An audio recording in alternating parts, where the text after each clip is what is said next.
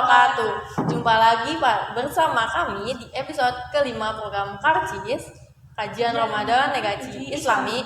Bersama kami Paguyuban Ramasinta SMA Negeri 3 Cikampek, dengan saya Jasmine Haryati selaku Sinta Pinili SMA Negeri 3 Cikampek, dan saya Jian Trisyafari selaku Sinta Wakil Guru SMA Negeri 3 Cikampek. Ya kali ini kita bakal bahas tentang apa ya? Iya, kebetulan ini kita kan bahas zakat nih Teh. Berarti pas banget ya, kita lagi bulan Ramadan. Bulan Ramadan itu ada zakat, jadi kita bakal bahas-bahas seputar zakat kan ya. Ya, materi zakat ini nantinya akan dibawakan oleh Bapak Guru PAI kami, yaitu Bapak Anwar Suhendar. Kepadanya waktu dan tempat kami persilahkan. Jadi dia kalau dibawa ke gunung, melihat gunung, yang dia ingat itu, yang dia kagumi itu bukan gunungnya. Ini gunung indah ya, ini gunung tinggi ya. Yang dia lihat pencipta gunung. Kembali lagi ke Allah. Jadi itu artinya zikir hobi. Enggak kelihatan zikir rahasia. Dibawa ke laut sama, dia melihat laut bukan mengagumi lautnya, tapi dia mengagumi pencipta laut. Dan dimanapun seperti itu jenis ibadah qalbiyah. Ada enggak seperti itu? Ya ada. Makanya ini kategori ibadah qalbiyah. Jadi ibadah itu banyak kategorinya. Kemudian kategori ibadah yang kedua, ibadah itu ada qalbiyah, ada badaniyah. Selain hati juga badan. Artinya apa? Jadi ibadahnya juga pakai hati, juga pakai badan. Ibadah seperti apa itu? Qalbi badani. Artinya berarti ya hati ya badan. Contoh ibadah sholat pakai badan, ya, pakai badan untuk pakai gerakan sholat. Selain itu niat sedikit, tapi niatnya sedikit ya. Tapi kalau nggak ada niat ya nggak jadi itu semua. Niatnya itu kan niat itu pikolbi. Jadi ada juga unsur, makanya ini dimasukkan ke unsur ibadah kolbi wa badani. Terus yang terakhir ini yang akan kita bahas, ibadah kolbi badaniyah wa amwal. Jadi yang terakhir itu ibadah hati, badan, sama harta. Ini yang akan kita bahas, harta. Enggak semua ibadah pakai harta. Ada ibadah yang pakai harta, cuman segelintir. Contoh ibadah naik haji. Naik haji itu kalau nggak ada duit ya nggak jadi, ya. Bisa nggak nyampe. Wahijul baiti man istata'a ilaihi sabila. Itu juga kalau mampu biaya di jalannya, kekuatan fisiknya, segala. Makanya itu badan fisik. Jadi unsurnya itu 3 masuk ibadah haji.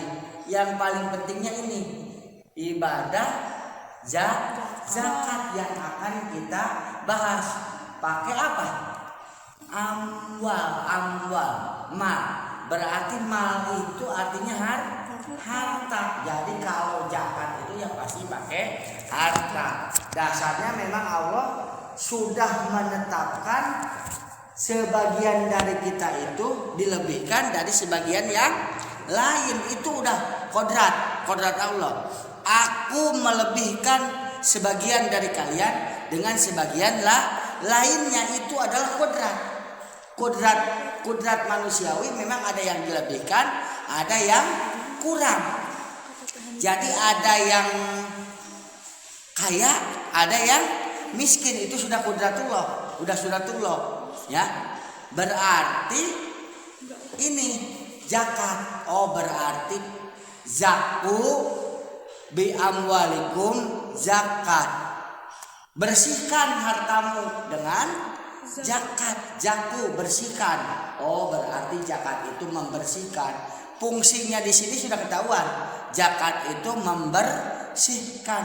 Kalau enggak zakat ya berarti harta yang selama ini kita makan, kita apa-apakan enggak bersih kalau enggak dengan zakat. Itu maksudnya. Kenapa sih harus ada zakat? Karena memang kodratinya, sunahnya memang seperti itu. Jadi interaksi kita enggak selalu suci, enggak selalu baik. Pasti ada kotornya, makanya sekali-kali itu dibersihkan. Pembagian zakat itu sendiri beda-beda ya. Ada membersihkan diri berarti fitrah. Zakat fitrah itu yang lebih sering kita lakukan di bulan Ramadan. Ada lagi yang membersihkan harta. Jadi zaku bi amwalikum zakah. Bersihkan hartamu dengan zakat. Ini maksudnya pembahasan ini. Bersihkan hartamu dengan zakat, harta yang akan dibersihkan. Jadi harta yang selama ini kita usaha seolah-olah dah saya mah usaha teh halal. Tapi kenapa ya harus dibersihkan? Kamu nggak tahu karena belum tahu ilmunya, makanya dibersihkan. Kadang-kadang kan gua mah ya karena sudah merasa zakat berarti harta yang selama ini kita makan udah bersih. Karena perintah Allah jaku bi amwalikum jaki bi amwalihim jaki. Katanya berarti kalau korupsi juga ya korupsi nih. Dapat uang nyuri. Asal dikeluarkan zakatnya berarti itu harta walaupun sudah dapat korupsi berarti menjadi bersih itu ya. Oh, berarti ini yang salah tafsir. Makanya pengajian kali ini kita pengen membahas zakat itu sendiri. Pembersihannya seperti apa? Contoh, kita tamsilkan ya. Sebuah pakaian tidak akan pernah bisa membunuh najis itu sendiri kecuali di pakaiannya itu. Contoh, pakaian kotor kita bersihkan pakai pembersih, cek. Mati pembersihnya, kotorannya tapi tidak mati. Artinya tidak matinya di dina baju, artinya di luar.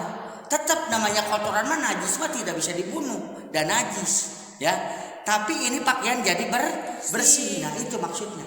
Jadi biar nggak ngelantur kemana-mana. Oh di zakatan. Zakatnya ya kalau diironiskan seperti jendela. Ini zakat nih. Jendela, AC, exhaust yang mengeluarkan hawa tidak sedap. Kalau AC mengasuhkan hawa dingin. Jendela dibuka hawa tidak enaknya, masuk hawa bagusnya biar sirkulasi di ruangan bagus dengan zakat itu. Nah Islam ini fleksibel.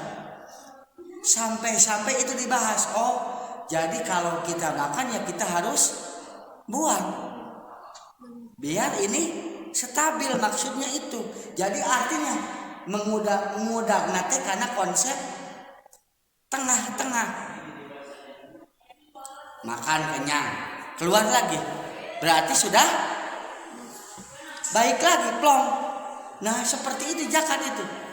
Zakat itu sebenarnya pembagiannya itu zakatnya umum. Kalau kita ngebahas zakat itu ya berarti ada anak cucunya. Ada infak, ada sedekah. Sama juga kelasnya mengeluarkan harta. Artinya membersihkan. Selain bersih ada fungsi-fungsi tertentu. Dengan zakat itu bisa meredam kemarahan Allah. Dengan zakatnya bisa membuat orang miskin jadi kaya. Ini ada cerita zaman Nabi Musa dulu, ada orang miskin luar biasa, suami istri miskin. Sampai istrinya itu kebingungan ngomong ke suaminya, bang, ini kita hidup begini terus ya. Kira-kira bagaimana sih, ada perubahan enggak? Coba deh kamu ngomong sama Nabiullah Musa. Katanya Musa itu kalamullah, bisa berbicara dengan Allah katanya Nabi Musa itu. Coba kamu tanyakan kenapa kita ini miskin terus. Baiklah, besok ya kita tanyakan. Esok harinya benar dia bertanya kepada Nabi Musa, ya Nabi Allah, saya mau mengadukan permasalahan saya. Ini kok saya miskin seumur-umur ya. Saya udah bosan banget ya Nabi Allah. Hidup miskin ini susah. Mau makan aja saya susah, harus nyari dulu. Gitu juga kalau dapat. Kalau dapat saya makan, kalau enggak ya saya puasa. Tolonglah Nabi Allah, tanyakan kepada Rob, tanyakan kepada Tuhan, kenapa saya begini? Bagaimana caranya saya supaya jadi orang kaya?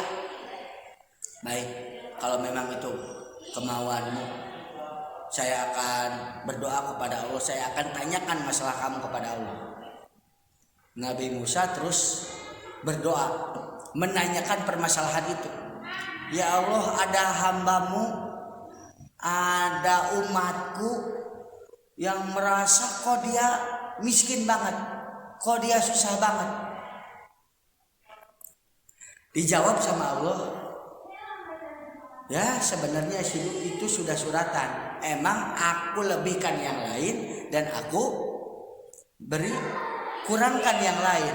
Kalau memang itu hambaku itu, umatmu itu ingin kaya, aku beri jatah 1 tahun ya kaya. Kata Allah, dikasih satu tahun kaya, tapi setelah tahun berikutnya ya dia kembali lagi. Siap ya Allah, akan saya sampaikan. Kemudian Nabi Musa menyampaikan itu hasil chattingan mungkin dengan Allah ya. Hasil ketemu, hasil munajat dengan Allah itu hasilnya. Nah, gitu kamu bakal kaya. Mulai tahun ini cuman batasnya cuma setahun. Siap Nabi Allah, langsung sujud syukur, dia bersyukur. Akhirnya dia akan menjadi orang kaya. Belum kaya tuh, waktu itu belum kaya ngomong begitu.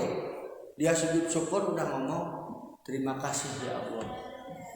Ceritanya singkat cerita, dia tiba-tiba ada yang percaya, dagang ini dagang itu terus rame. Jadilah dia benar-benar terbukti menjadi orang kaya raya. Kaya satu kampung itu, paling kaya, bahkan yang lainnya kalah sama dia. Bisa tuh. Kalau Allah mah gampang, tidak ada yang susah bagi Allah mah. Waktu terus berjalan, sudah hampir mendekati ke lonceng bel ke 1 tahun. Ngomong istrinya, mengingatkan kepada suaminya, bang, kan kata Nabi Musa hasil dialog dengan Allah bahwa kita ini jatah kayanya cuma setahun. Ini udah mau 1 tahun loh bang. Bagaimana nih kita, nasib kita? Saya kayaknya ketagihan deh sama kaya, kata istrinya. Biasa ya, kalau istri mah ya, istri mah ketagihan kalau kaya teh ya, kalau serba ada teh. Iya ya, sudah hampir setahun nih kita jadi orang kaya. Gimana ya? Gini aja lah. Ini mah atas kesepakatan berdua, belum ngomong sama Nabi Musa. Gini aja nih, bagaimana kalau kita sedekah tiap hari supaya orang yang dulu merasakan seperti kita merasa terbantu sama kita, itu keluar dari nuraninya. Kita sedekah tiap hari, kita kasih makan orang-orang yang tidak bisa makan. Nah itu ceritanya. Setiap ada orang miskin dia kasih jatah makan. Mana kumpulkan orang-orang miskin, kasih makanan. Terus sampai dia lupa jatuh tempo. Udah setahun lebih masih kaya. Kok enggak dicabut sama Allah kekayaan saya? Akhirnya Nabi Musa tanpa perintah Allah, tanpa nanya ke orang tadi, saking sibuknya itu ya, dia ada sibuk usaha, sibuk ibadah, saking lupanya itu, tanpa perintah orang itu dia bertanya kepada Allah, ya Allah, jatahnya sebenarnya udah habis loh. Saya bersyukur kalau engkau tidak mencabut lagi, karena dia memang orang baik. Terbukti dia setelah kaya juga jadi baik. Saya bersyukur, tapi kenapa ya Allah kok bisa gitu? Nabi Musa mah cuman pengen tahu. Nah namanya manusia ya kepo ya. pengen tahu. Tapi ya Nabi mah jangan itu sobat nyebut kepo kan Nabi. Jadi Nabi pengen tahu ada rahasia apa ya Allah?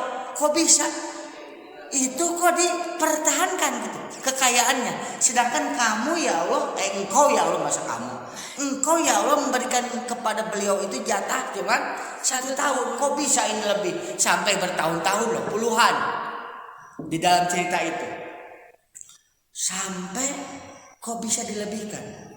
Ya Musa, ketahuilah bahwa aku ini Rahman Rahim, kata Allah, aku ini pengasih dan penyayang. Kalau ada hambaku yang merasa kasihan kepada sesamanya, mengasihi sesama makhlukku, di mana mukaku, kata Allah? Aku malu. Kok dia orang baik, aku cabut lagi. Jadi nanti dia tidak baik. Udah baik jadi enggak baik karena enggak ada buat ngasihnya, buat jadi baiknya. Jadilah aku biarkan. Karena itu yang bisa mencabut itu. Ternyata sedekah itu bisa mencabut kemarahan Allah. Ternyata sedekah itu bisa mencegah kemiskinan. Ada nggak ceritanya orang rajin sedekah miskin? Kayaknya nggak ada. Makanya nih kita kalau belajar matematika mungkin teorinya ya 2 dikurang 1 jadi 1, berkurang ya. Berkurang kan ilmu matematika mah. Tapi ilmu sedekah 2 dikurang 1 jadi berapa? Jadi 701. Ilmu sedekah tuh konsepnya beda, cara ngitungnya. Tanyakan sama guru matematika siapa? Sok.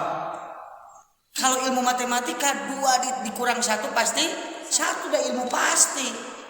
Nah orang mikirnya aing buka duit 1 juta deui, lamun diberekeun 500.000 keur sedekah, berarti duit urang tinggal 500.000. Ternyata tidak, kalau ilmu sedekah mah 1 juta diambil 500 sama dengan 1.200.000.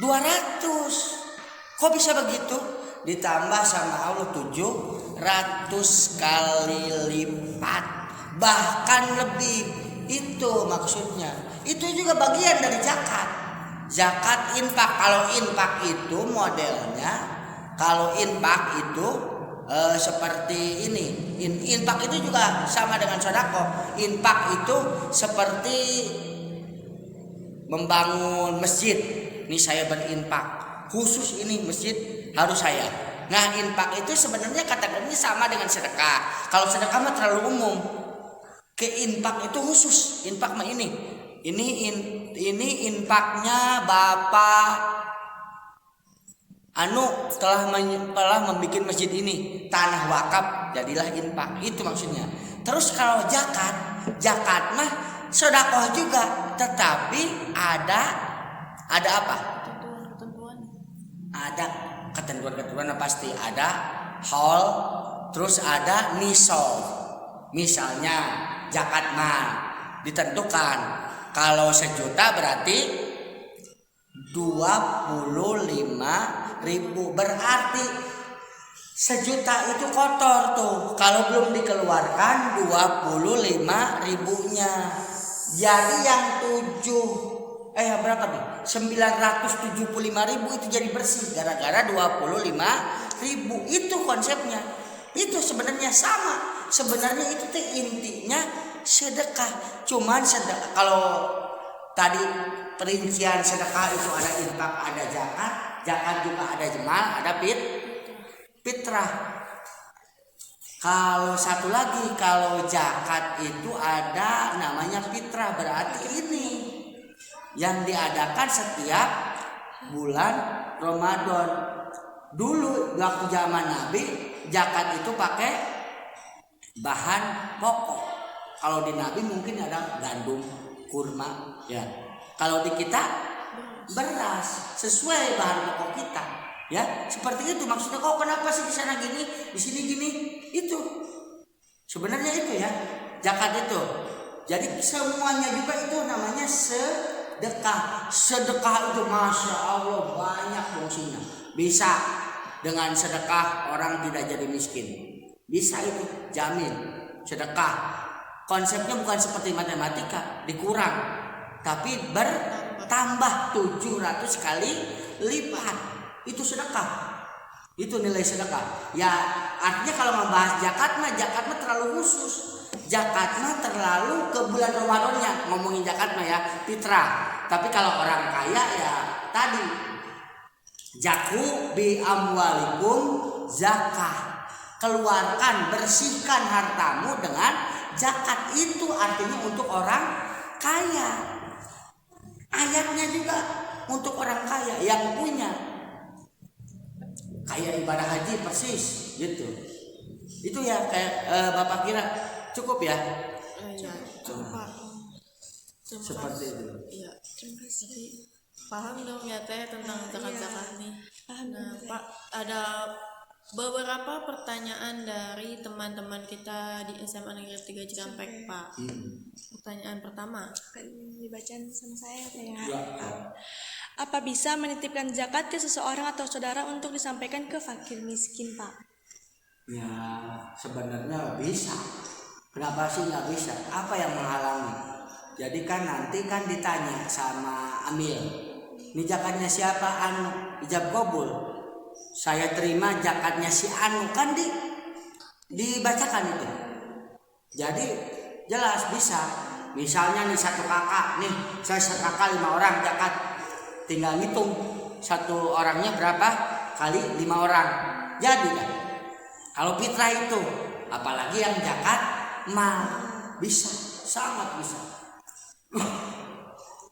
Berarti jawaban dari zakat dititipin itu bisa dan boleh ya Pak ya? Bisa Dan boleh. Pertanyaan selanjutnya Pak, apakah ada akadnya ketika memberikan zakat kepada fakir miskin?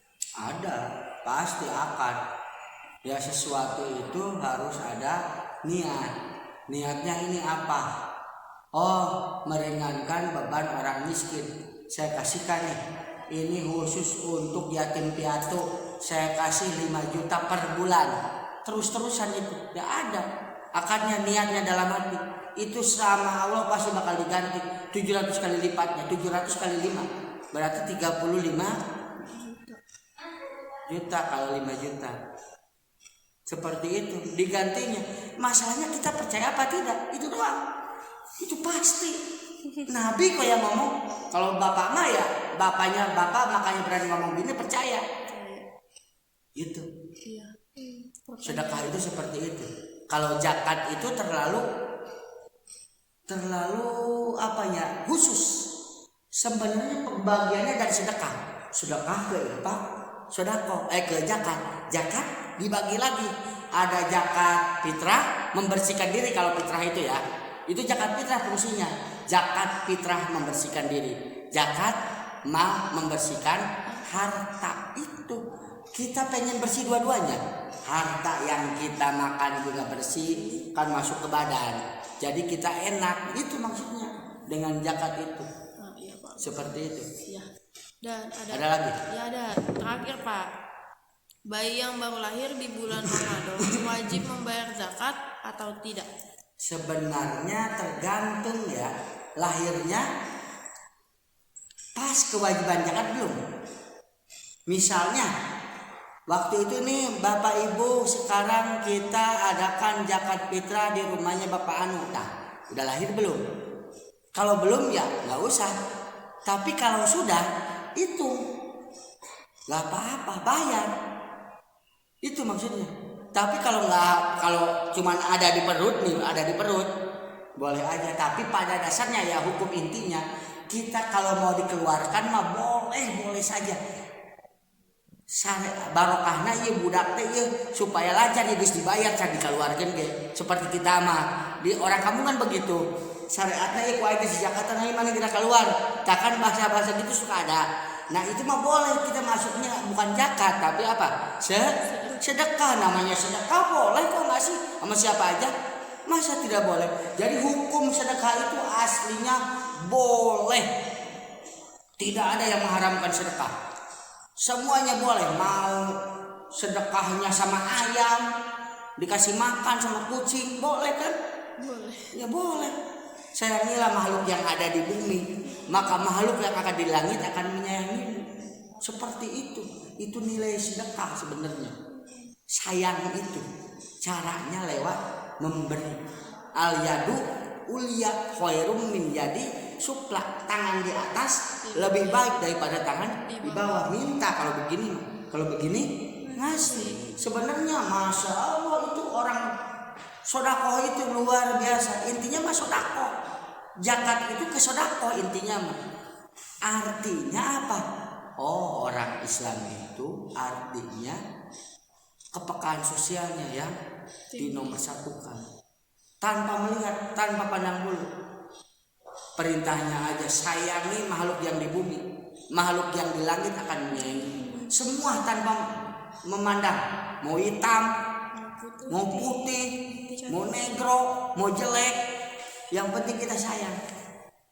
Makhluk yang di langit akan menyayangi. Seperti itu. Di Islam tidak ada perbedaan sebenarnya aslinya. Ini tergantung penafsiran sih aslinya. Begitu. Ada lagi nggak? Udah ya Teh ya. Ya, pertanyaan cukup sampai di sini Pak. Terima kasih Bapak atas materi yang disampaikan. Materinya sangat bermanfaat untuk kita, khususnya sahabat Karcis. Untuk mengakhiri kegiatan ini, mari sama-sama kita membacakan hamdalah bersama-sama. Alhamdulillahirabbil alamin. Bapak terima kasih ya Pak atas ininya penjelasan tentang zakatnya. Assalamualaikum warahmatullahi wabarakatuh. Waalaikumsalam warahmatullahi wabarakatuh.